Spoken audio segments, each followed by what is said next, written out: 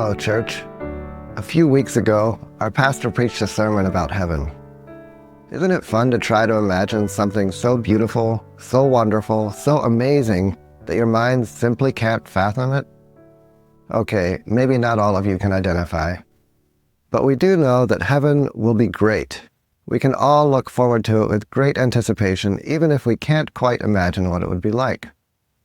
Today, I'd like to talk about what we do as we wait for Jesus' return. The Bible tells us what we should be doing during this time, but first, I'd like to reminisce a little. I remember when I was very young, perhaps 4 or 5 years old, my father had a very regular work schedule as he worked in a factory. We only had one car, so we would not go anywhere when my father was at work. My mother had trained us to be ready for our father to come home. First, it was important to have the house in order when my father came home. As you can imagine, a couple of kids under 5 years old can make quite a difference to the appearance of a home over the course of a day. So we would spend the hour before he came home putting everything in its place, sometimes even vacuuming.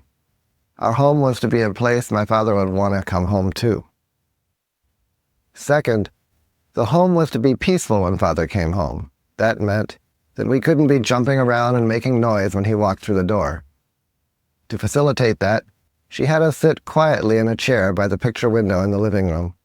That way, we could see him drive up the street, and we were asked to announce his coming to my mother, who would often be in the kitchen.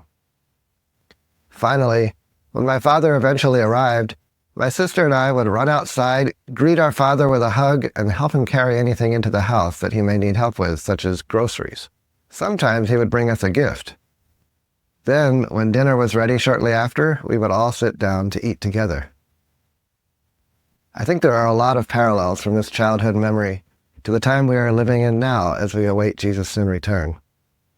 In the parable of the pounds, found in Luke 19, the king distributed the pounds among his servants and told them to occupy till he comes. To occupy means more than to take up space. Our word occupation relates to what we do for a living to sustain ourselves and our families. The king's servants were to work for him while he was gone.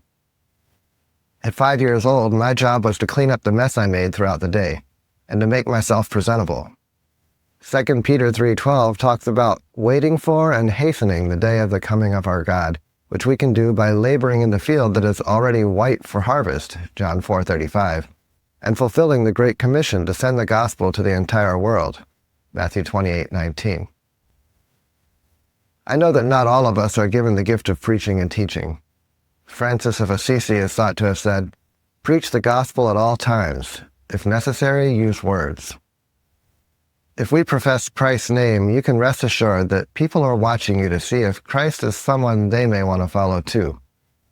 Do all you can to let people see Jesus through you, and we can certainly support the missionaries, pastors, teachers, and evangelists who are really good at preaching and teaching the truth. Just as my sister and I sat and watched for my father to come home and alerted our mother of his impending arrival, we are to watch, as Jesus commanded, "Be on guard, keep awake, for you do not know when the time will come," Mark 13:33.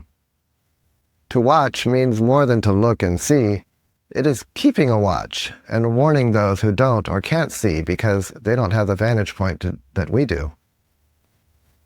My sister and I were to calm ourselves down as we waited by the window. We should be establishing our hearts, for the coming of the Lord is at hand, James 5:8. And finally, we didn't just sit at the window and wait. We were anxious with excitement as we waited and looked forward to greeting our Father, curious to see what he might have brought home.